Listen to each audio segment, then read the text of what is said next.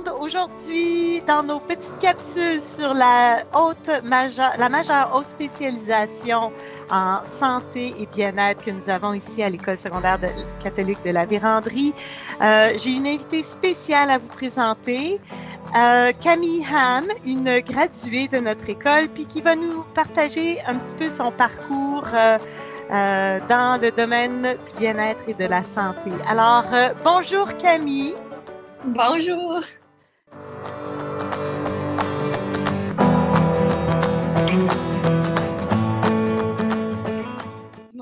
Je m'appelle Camille et je suis présentement dans ma deuxième année de l'école de médecine à l'EMNO, ici à Thunder Bay.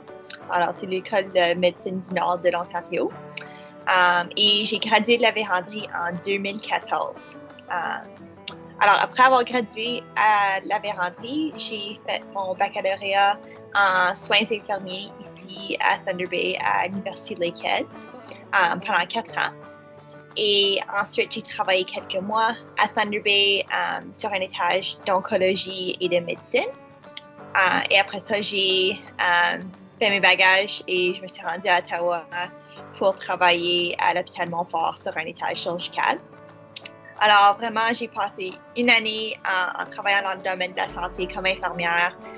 Et après ça, j'ai fait demande pour l'école de médecine et je suis rentrée en automne de 2019. Alors oui, c'est ça ce que je fais depuis ce temps-là.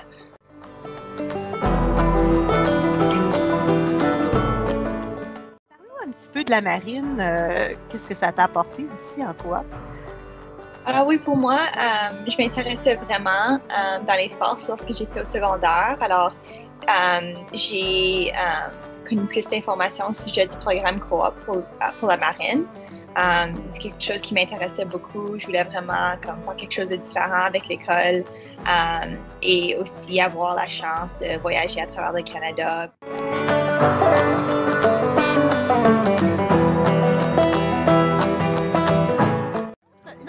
Que j'ai pour toi, c'est peux-tu nous expliquer un petit peu l'avantage du fait français dans ta vie, dans ta carrière, parce que tu sais que ça nous tient à cœur?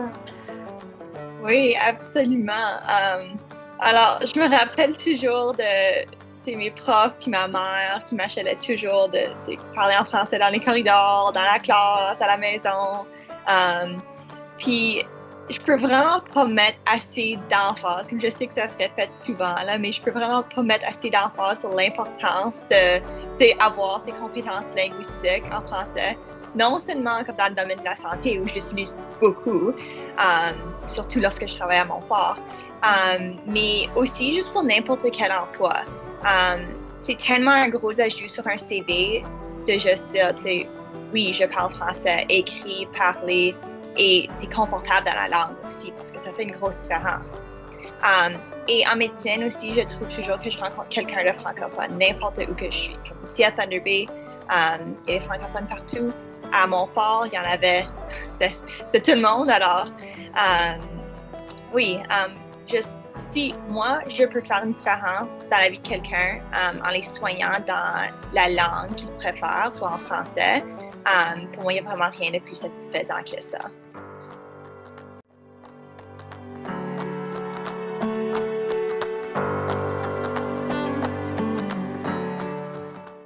Est-ce que tu as surmonté des embûches dans ton cheminement après? Peux-tu nous parler des défis que tu as rencontrés, si tu en as rencontrés, pour un petit peu expliquer aux jeunes comment ça se passe après le secondaire?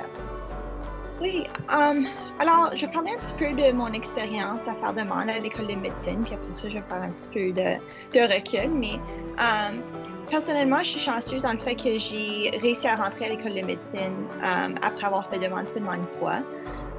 Il est très commun de devoir appliquer plusieurs années de suite pour pouvoir rentrer. Mais malgré tout ça, ça a été vraiment beaucoup de travail et d'efforts pour compléter mon bac en soins infirmiers, qui n'est pas un bac facile à compléter.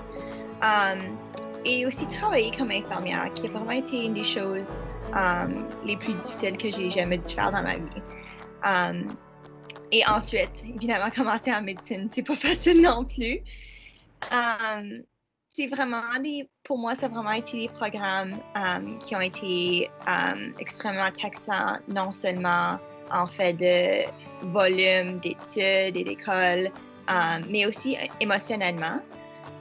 Et parfois, j'ai de la difficulté, je trouve, à balancer tous les différents aspects de ma vie, soit balancer mes études avec passer du temps avec mes amis, passer du temps avec ma famille, et même juste prendre le temps pour moi-même, pour pouvoir me détendre.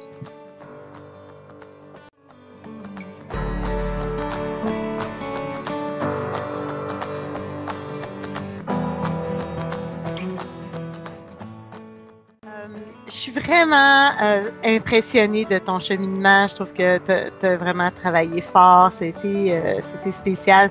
Qu'est-ce qui t'a amené à travailler dans le domaine médical? Qu'est-ce qui a fait que tu as changé et tu as décidé? Est-ce que c'est l'influence d'un enseignant, influence de tes parents, influence? Qu'est-ce qui a fait que tu as choisi le domaine médical? Parce que tu as dû avoir plusieurs questions avant de choisir. Oui. Bonne question. Pour moi, il y a beaucoup de membres de ma famille qui sont en médecine, dans le domaine de la médecine, je devrais dire, soit en physio, infirmière, sage-femme. Alors, j'ai toujours été entourée de monde qui sont dans ce domaine. Pour moi, les sciences ont toujours été mon fort. J'ai vraiment aimé les sciences à travers le secondaire. J'aime aussi vraiment travailler avec le monde.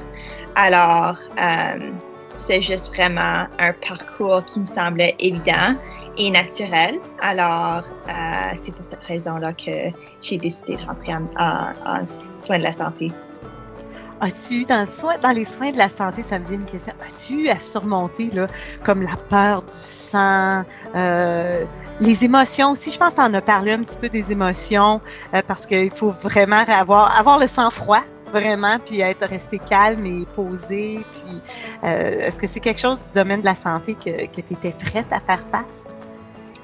Je pense qu'on n'est jamais prêt à faire face à toutes ces choses, surtout le côté émotionnel. Et je pense pas que c'est quelque chose qui est facile à surmonter, et je pense pas que c'est quelque chose non plus que on devrait surmonter non plus.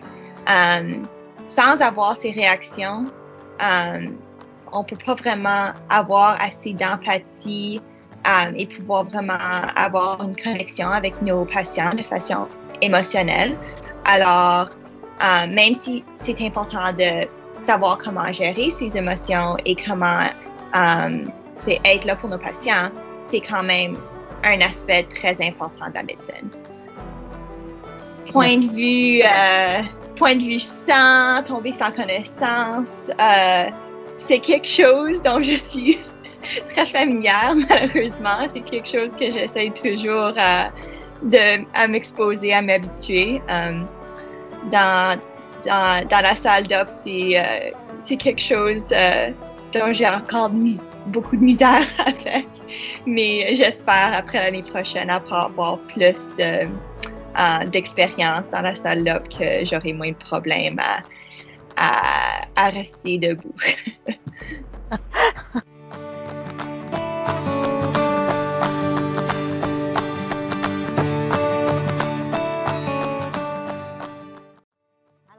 Camille, maintenant, j'aimerais savoir, qu'est-ce que tu prévois dans le futur pour toi? Là? Comment tu vois l'avenir? Comment tu vois l'avenir? OK. Alors, comme en ce moment, je suis en train de compléter ma deuxième année.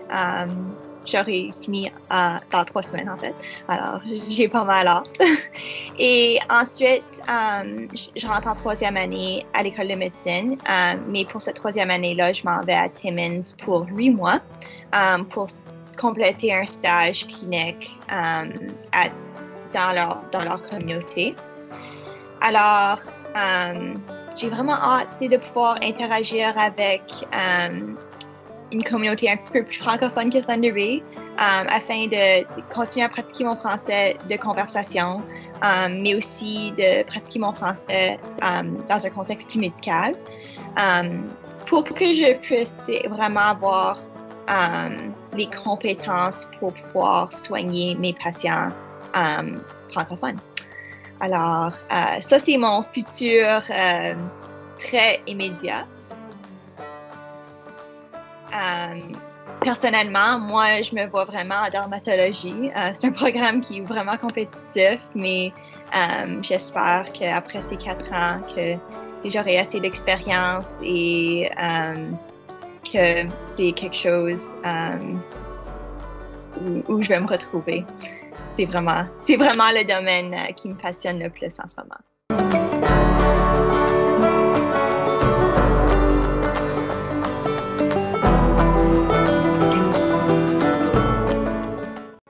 En terminant, Camille, j'aimerais que ce soit toi qui donne le petit mot de la fin à nos élèves. Alors, j'aimerais que tu leur passes un petit message comme gradué de la véranderie. Et puis, je remercie tout le monde à l'avance. Je te remercie, Camille, et je te laisse le mot de la fin. OK. Alors, si j'avais un message pour tous les étudiants, les gradués, si vous êtes intéressé à poursuivre un métier dans les soins de la santé, il y a tellement d'options qui existent. Je pense qu'on en a parlé un petit peu plus tôt, mais il y a vraiment tellement une grosse gamme de programmes, de métiers qui existent à l'intérieur de la médecine. Alors, pas juste médecine, pas juste soins infirmiers, c'est vraiment super divers. Alors, informez-vous auprès de votre conseillère d'orientation pour savoir qu'est-ce qu'il existe, quelles sortes de programmes est-ce qu'il existe. Puis ça va vous aider vraiment à organiser vos horaires pour pouvoir rentrer dans le programme que vous voulez. Mon deuxième petit mot, c'est stressez-vous pas. Je sais que des fois, ça devient super stressant avec tous vos devoirs, tous vos cours, puis balancer tous les autres aspects de votre vie. Je sais. Moi, personnellement, lorsque j'étais en 12e année, pendant mon dernier semestre, je faisais calcul, physique 12, français puis anglais.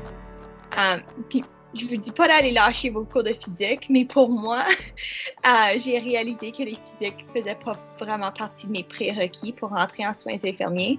Alors, j'ai décidé de lâcher le cours pour pouvoir consacrer plus de temps à mes études afin d'avoir une meilleure moyenne. Puis finalement, restez organisé, trouvez une façon qui marche pour vous. Pour moi, c'est de faire des listes. Et n'oubliez surtout pas de vous amuser avec vos amis, aller passer du temps dehors avec vos familles. Puis, ouais, c'est tout. Merci beaucoup.